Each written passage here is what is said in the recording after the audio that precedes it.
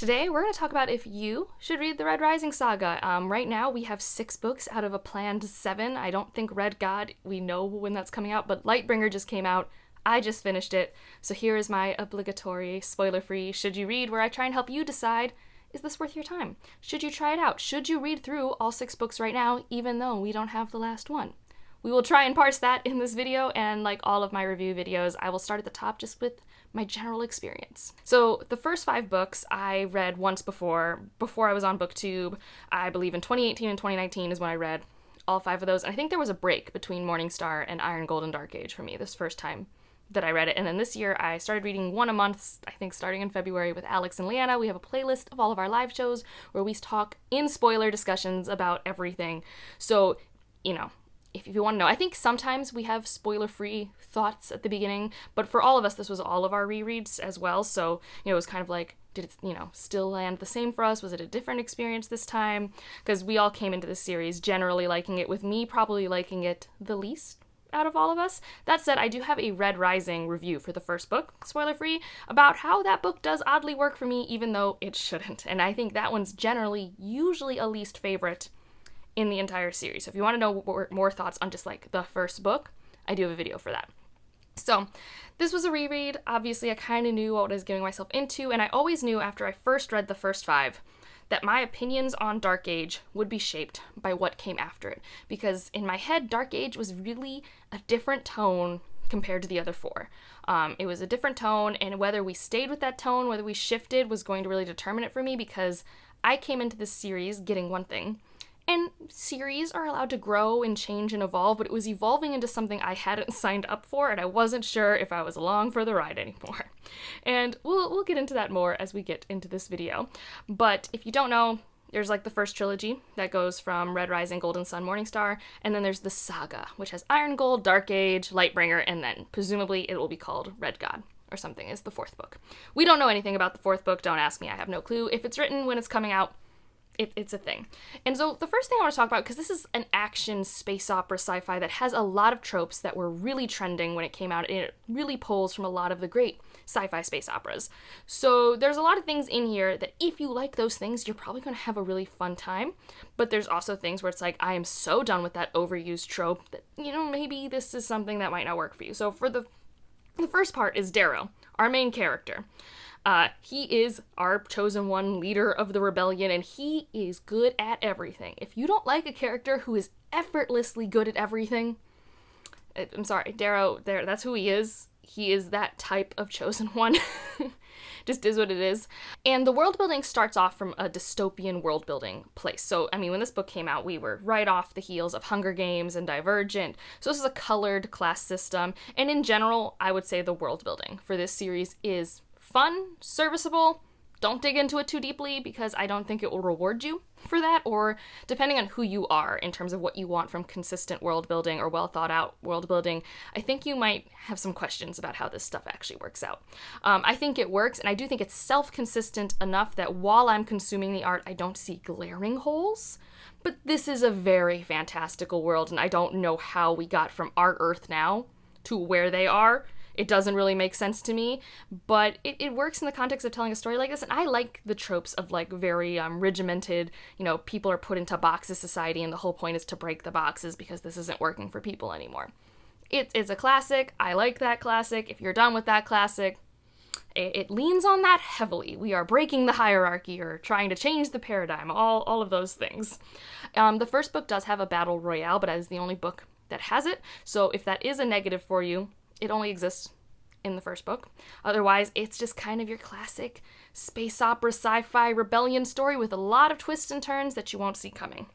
Now, the thing I really want to get into in this video is the first trilogy and the saga after it, the 4 books after it. They're similar, but they're also pretty different. I do think, not necessarily if you like one, you'll like the other. I do think there's a lot of connective tissue that could maybe tell you what you will or won't like of the other piece, but those are kind of some differences I want to go through in this video. So with the first 3 books, you're just with Darrow. First person, present tense, in this man's head. It's not always logical what he does or does not share with us as the reader. Just know that. And so if you don't like first person, if you don't like first person present tense, if you don't like Darrow, those first 3 books are going to be rough for you. Whereas in the later books, we're still in first person for all of our perspectives, but we have a larger cast, and it's a lot more fun with that, because when you maybe are bored in some perspectives, because sometimes I get bored in some perspectives, maybe even Darrow's perspective, I can go to other places and see other things, and the universe really opens up. Even though I mentioned at the beginning of this, like, I don't know if the world building's like my favorite, I don't know if it's like what I usually like in my world building in terms of like how thought out it is, it's still a fun place to explore and look at. Like, it is vast, it is vibrant, it's interesting to see what's happening in different corners of it, and I really appreciated expanding the cast. In the second saga, that was a pro for me. Could be a con for you. They are still all first-person perspectives, though. And like anything with multi-perspectives, there are some personalities you might not like. It just kind of happens. Now, a big difference for me, and I think in some ways it really helps me in the second saga, but it was also something that didn't bother me in the first trilogy, even though it normally would, is in the first trilogy, a lot of what happens between characters is told to us. We have very few moments where we are shown banter between characters, shown how their bonds are being formed.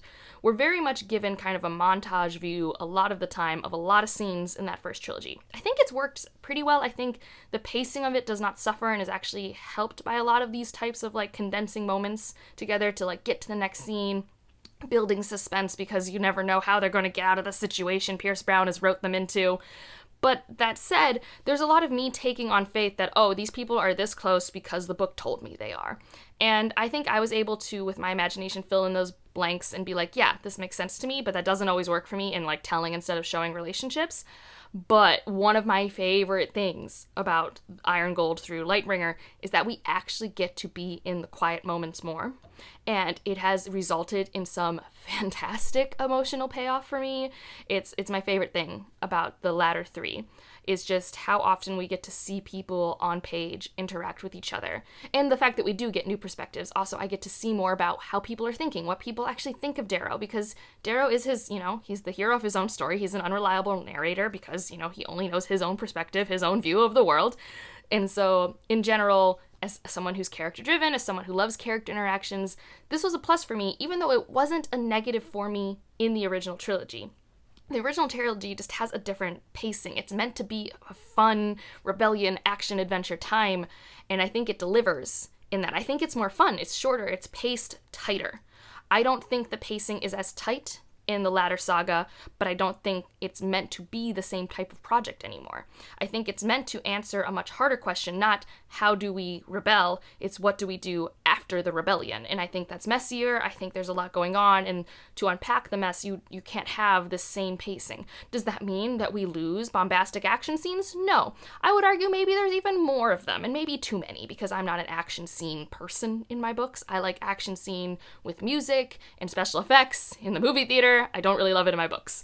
Partially because I'm not a visual reader, but also just because I think it takes a special author for me to make me feel emotional beats in the middle of an action scene. It can happen. Pierce Brown has done it a few times for me, but in general, you don't lose the action. I just think the pacing is not as tight in the latter saga, and the tone changes a bit. For the most part, there are moments where you're like, oh no, what's going to happen? There's high drama, high melodrama in the first trilogy. You're just going to be like, how do we get out of this? You can imagine if it was a TV show where they would cut off to be like, to be continued, that sort of thing. But at the same time, even if you're on the edge of your seat, you don't feel beaten down, if that makes sense. Like, that's not the feeling, that's not the vibe. Negative things happen, consequences happen, but in general, it feels like watching like Star Wars or something like that. The other saga gets dark. I mean, there's a whole book called Dark Age, and it is by far tonally the darkest and the most difficult one to get through. And I think now I could say that you could read through Lightbringer and be okay. Not that Lightbringer's like happy, but I think Lightbringer and Iron Gold are more consistently with the tone that you get in the original trilogy, and Dark Age is just like, it's just 800 pages of sad, just sad. Every time you think something will go well, it's very like a Song of Ice and Fire, where you're just like, I really want this plan to work out. Is it going to work out? And then you You know, you just don't feel good. And for me, that wasn't something I signed up with. I think there's sometimes an unwritten contract between you and an artist of like, well, I've been with you for X amount of time because this is the thing you've been making. And now you're changing the project, you're evolving it, which makes sense, but I don't know if I'm on board. That's kind of what I was referring to at the start of this video. And because of Lightbringer, I think Lightbringer blends what this new saga has been with what the original trilogy brought really well. I think Lightbringer might be one of my favorite entries in the series. I think still the action scenes are a little too long. There are definitely perspectives I was bored in because there's a character that I do not like at all. Have very strong emotions towards a particular character. And when I don't, I mean, now I have strong emotions. Before, I was just very bored. I was very bored in a lot of some perspectives. So it's not a perfectly paced book for me or anything like that, but the emotional highs were really high for me, and I really enjoyed it. So that's something you should know. The pacing is inconsistent, and the tone is just not going to be as triumphant, I guess, is what I would say. We don't know where it's going to end. We don't know where Red Gold is. And I guess that brings us to a question of, well, I'm someone who loves to marathon series. Should I be picking it up right now? I mean, that's up to you. You know yourself. I do think Lightbringer leaves off in a place where I want the last book. I want to see how this ends, but I'm not where I was with Dark Age. When I finished Dark Age, I'm like, no, I have no catharsis. I need to know what happens next to put these events in context of the whole. Whereas with Lightbringer, even though it's the book that it is, which, you know, like I said, even though it's not as dark as Dark Age, it doesn't mean it's still pretty sad. I feel like I'm left in a better resting point. I still want the next book. I still want to know what's happening next, but I feel good. And actually, I think if I was to reread things before the last book came out, whenever it comes out, I'd probably only reread the saga, and maybe not even all of it. I might just reread Lightbringer, because I think that would introduce me to any of the names that still needed to be there, and I just really like Lightbringer. For me, Dark Age is a slog. It's an emotionally exhausting experience. It's meant to be. That doesn't mean I want to do it again. I've done it twice. I'm okay. I am personally good. So I don't feel like I'm going to, like, waste a lot of time rereading before Red Gold if I really want to. And I personally, I like being, you know, in the know about where series are at. It's like, oh, what's going to happen next? Like, we're going to have our Lightbringer discussion in a couple weeks, and I'm really excited for us to, like, theorize what's going to happen next, figure out what theories we had from Dark Age, our Dark Age live show, that were right or wrong. Like, I like that community aspect of consuming stories. Even though I knew there was going to be a cliffhanger to the Spider-Verse movie that came out this summer, I still wanted to see it because I wanted to be in the know. Also, my cat's yelling. I don't know where I left off before the cat interrupted me, but those are generally my thoughts on the series. It's not going to be for everyone, and it depends on what you come to sci-fi action adventure for.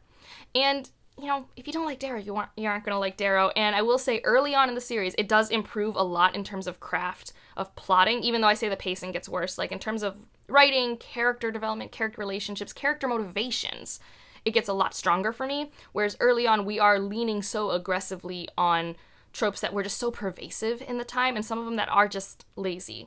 For example, it's on the back of the book for Red Rising. Darrow's motivation is because the Golds kill his wife. This is a trope that we have had over and over and over again. I don't think it's done egregiously poorly here. I don't think it's done well enough to warrant just using the fridging trope again, but it is here. But I do think we improve vastly from that. And motivations keep getting muddier and more complex, but grounded. I do feel like every character does stuff based off how I know who they are now, even if I don't like it. And there are some characters where I really don't like what they're doing, but that's how I know I'm reading a series I'm really enjoying, is because I have buy-in and I'm frustrated, which is usually an odd good sign, right? Does that make me a little masochistic? Potentially. But I always say that buddy reads always make this a better reading experience for me. So if you do have friends you can read this series with, or you know people on the internet who are reading it at the same time, I would join in, because I do think it makes it more fun, especially because there are so many moments where people go, oh my goodness, what just happened? That is tried and true throughout the whole series. The twists and the turns, they are abundant. Some of them make more sense than others, but it almost always is done in the service of what is considered, to me, fun, and that's why I always, let it go. Like, there are some scenes that don't make sense. And I'm like, but it doesn't matter, because in the moment, I didn't think they didn't make sense, and it was fun. And I think that's what this series does, is when it can, it tries to err on the side of fun and catharsis while still trying to grapple with, I think, a very challenging question. I don't know if it's going to stick the landing on that. Jury's out. We don't have the last book, but I can appreciate the effort thus far with some of the questions and the corners Pierce Brown has wrote himself into. Now, have you read this series? Are you going to pick up Lightbringer anytime soon? Only spoiler-free comments down below if you want to provide any advice for any other readers who might want to come. I try to make this a spoiler-free place. And if you just want to leave an emoji to let me know you're here, leave a wolf. If you know, you know. Or I guess a fox, because I get made up fun of a lot for forgetting a fox character. So wolf or fox. And otherwise, like if you liked it, subscribe if you want to, and I'll see you in the next one. Bye.